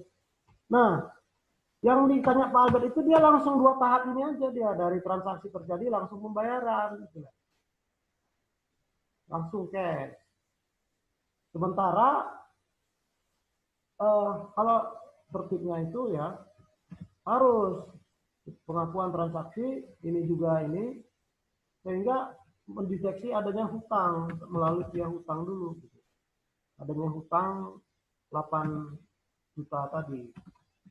Jadi kalau di tracking buku hutang Anda itu membekas dia, ada pernah dia hutang 8 juta pada tanggal 1 Januari, tetapi dibayar juga tanggal 1 Januari. Begitu.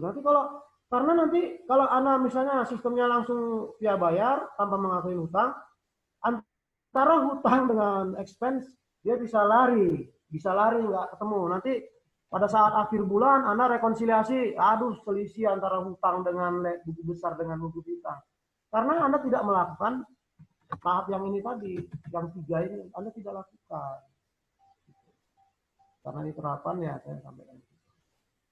Kalau ini kan, jadi ya, supaya tertib, walaupun cash basis, Walaupun cash basis, saya katakan walaupun cash basis, jurnalnya harus begini ya. Ambil modul purchase atau modul pengakuan pembelian, bikin PO ya, PO modul bisa ya, apapun transaksinya, atau modul pembelian itu yang dilakukan. Ini terapan, jadi harus supaya nampaknya lebih banyak gitu.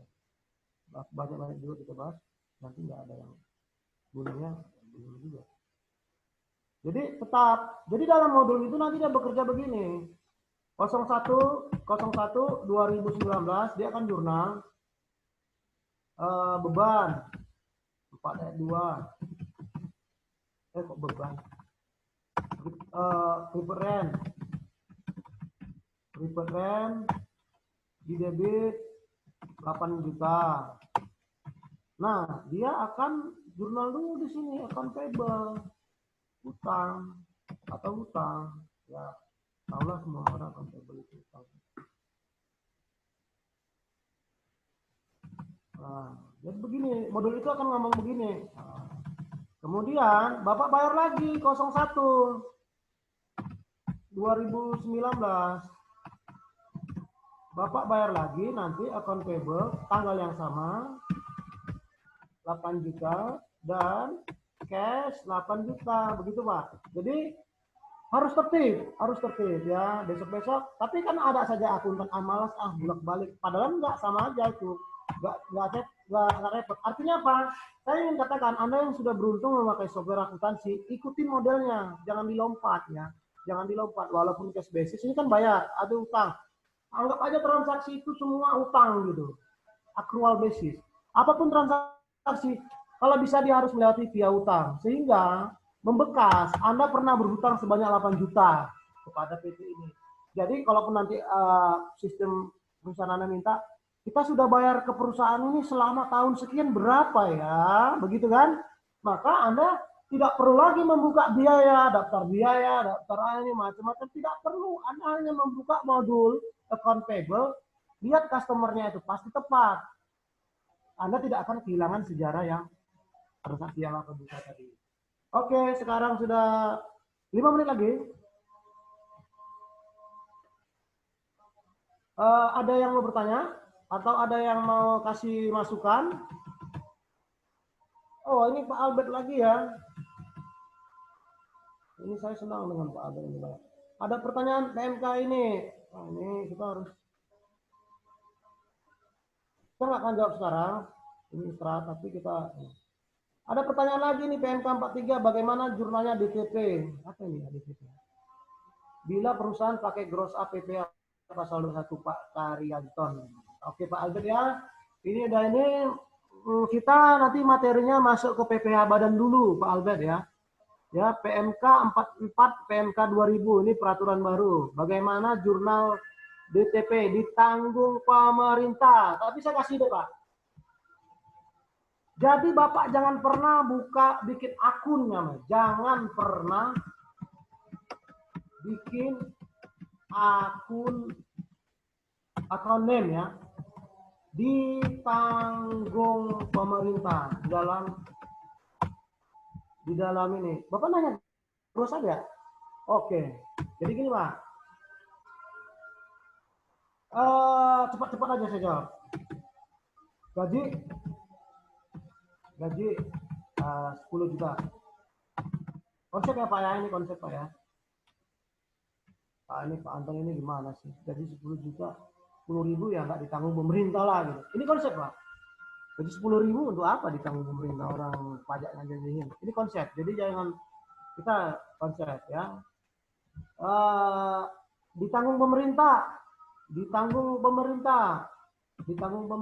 misalnya. Ditanggung pemerintah 100 rupiah. Tuh. Jadi gaji kita terus pajak kita 200. Nah, berarti kan pajak yang terutang ini praktisi ini masih Pak Albert ini. Pajak yang terutang kan Pajak yang berutang ini kan pajak kita 200, ditanggung pemerintah 100. Pajak yang berutang kan 100 tuh ya. Nah, jangan bikin angkanya mirip ya, supaya jangan ada yang sama. Tapi gini, ditanggung 300, dari 10.000 tanggung pemerintah 200. Nah, ini pajak yang terutang akibat ditanggung pemerintah gitu. Jadi saudara-saudara, saya mau luruskan pertanyaan Pak Arga dengan angka.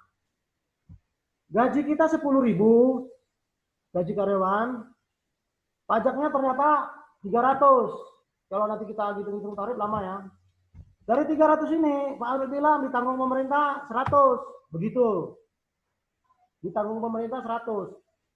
Berarti, nih, ya, biaya gaji kita, biaya gaji kita, biaya gaji plus pajak itu adalah ini sama dengan 10.000 ditambah 200. 10.200 gitu. Kalau sudah bicara ditanggung pemerintah, kita asumsikan dulu ya, pajak ini banyak kali asumsinya. Asumsinya yang bayar pajak ini pajak ditanggung, pajak ya, tax paid by company ya. Artinya pajak ini dibayar oleh perusahaan. Nah, karyawan nggak tahu, duduk-duduk aja dia. Tahu apa yang bayar, pokoknya perusahaan. Intinya begini, ini DPP-nya 10.000. Pak Alben nanya sama kita, targetnya nanti ini target. Nah, targetnya nanti menjadi 10.200. Dia mau nanya bagaimana cara menghitungnya supaya ini X, ya, ini kan X-nya ini yang mau ditanya ini. X ini berapa aja. Kalau nanti X dapatnya 50, berarti ini 10.500. Dia nanya bagaimana cara menghitung X ini gitu. Dengan ada unsur, pakai tangan saya dulu. Dengan ada unsur DTP ditanggung pemerintah dan pajaknya 300. Jadi dia nanya ini X, ini nanya Y. Ya. Pak, bagaimana kita tahu 10.000 ini pajaknya 300? Ya gampang, tarif pajak ya 10.000. 10.000 10 juta dikali tarif pajak. Tapi Pak, ini mau di gross up loh Pak. Gross up. Nanti hasilnya adalah 10.200. Pak Karyanton coba kasih tahu saya bagaimana caranya menghitung pajaknya ini supaya X. Kemudian yang ditanggung pemerintah nanti ini W. Ini Y. Nah, ini tidak terlalu sulit ya. Nanti saya akan kasih sama Pak Albert rumus namanya lookup target ya, Excel ya, tinggal masukin saja nanti ya. Yang pasti pajaknya biasa ya, tarif pajak biasa 10 juta dikali tarif pajak kita kali, nanti kita target dulu berapa gitu, main cepatnya saja. Tapi untuk menggrosatnya itu yang pasti ya, kita tahu dulu berapa normal tanpa grosat. Ini misalnya ini normal dulu ya, normal ya. Saya jadi semangat belum mendapat pertanyaan begini karena normal segini DPP. Pajak misalnya kalau dapat 300 ini berapa ya tarifnya kira-kira? Supaya 300 gaji dikali 30% kan? 3.000, 3% misal, ini misal ya. Misal ya. 3%. Berarti kan ini normalnya begini.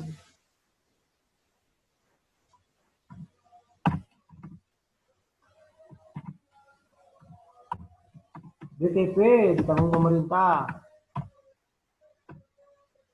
100. Berarti kan normalnya begini. Begini, ini normalnya. Bagaimana cara menghitung unsur grosat? Artinya Pak Albert bilang, kalau grosat saya mau 10.000 dibebankan, boleh dibebankan gitu. Dibebankan.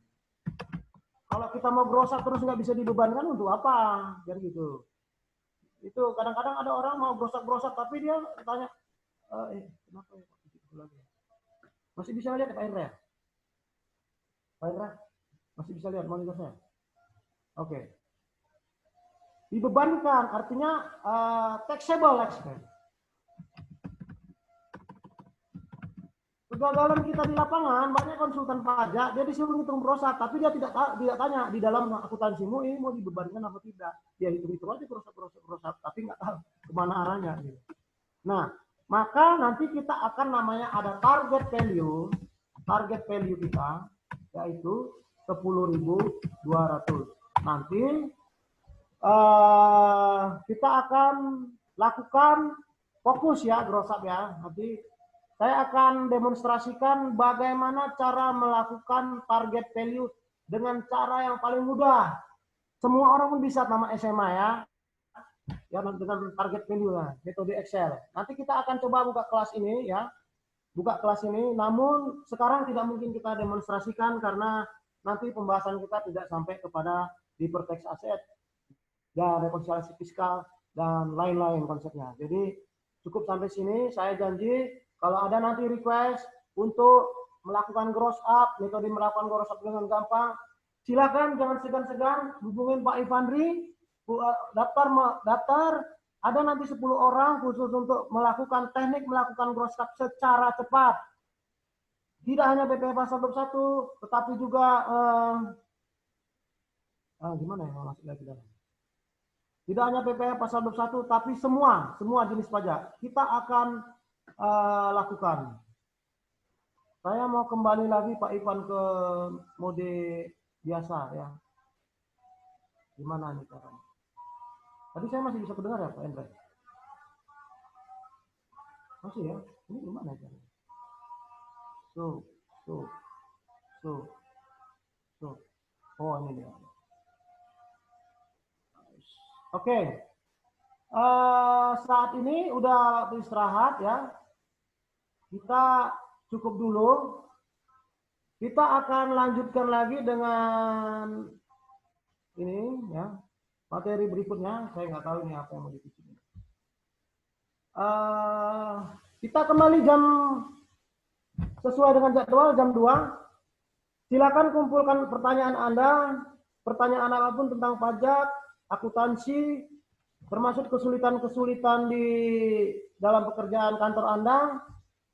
Tapi kalau nanti materinya tidak berhubungan dengan pembahasan kita akan tampung semua aspirasi Anda dalam khusus training sesuai dengan keperluan Anda. Termasuk bagaimana cara trik dan cara cepat menghitung pajak, logika pajak, apa saja termasuk Excel untuk perpajakan, termasuk di sini ada programmer, bagaimana cara membuat programmer di dalam source code Anda, logikanya gimana, mungkin sulit ya waktu dalam ini.